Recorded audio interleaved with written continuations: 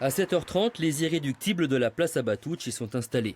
Ici, un arrêté municipal autorise l'occupation de l'espace pour 2 étals seulement. Le marchand de légumes n'est pas venu. Aujourd'hui, ce sera donc viande ou poisson. Le propriétaire de la rôtisserie a bien essayé, au début de la crise sanitaire, de mettre en place un service de livraison à domicile le week-end. Mais ça n'a pas pris. Alors il occupe son emplacement habituel, presque tous les jours, malgré une baisse du nombre de ses clients. En général, en semaine, c'est 15 poulets, avec sans compter le reste qui est à côté, les petits plats. Mais là, c'est de 15, c'est descendu à 10. À 10, à 5, maintenant c'est à 5. Et en week-end, au lieu de vendre 25 poulets, on en vend 10, 15, c'est tout. Pour la poissonnerie, la fermeture des restaurants a été une mauvaise nouvelle, surtout pour écouler les plus grosses pièces. Mais les particuliers continuent à venir en période de confinement.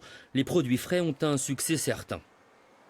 Moi, je fais travailler les gens qui sont dans mon quartier. On a à cœur quand même de faire marcher le commerce local et les gens qui ont leur exploitation ici. On a toujours nos clients habituels, on va dire, qui viennent, qui savent qu'ils peuvent nous appeler, qu'on sera toujours là.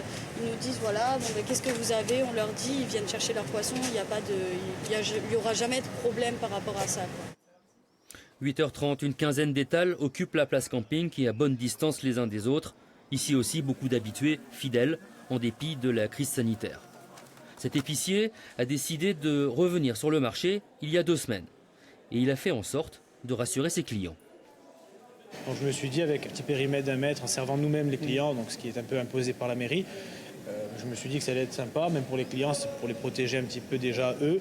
Et la marchandise, puisque lorsqu'on parle, on postillonne, on préfère garder vraiment cette distance pour travailler dans de meilleures conditions.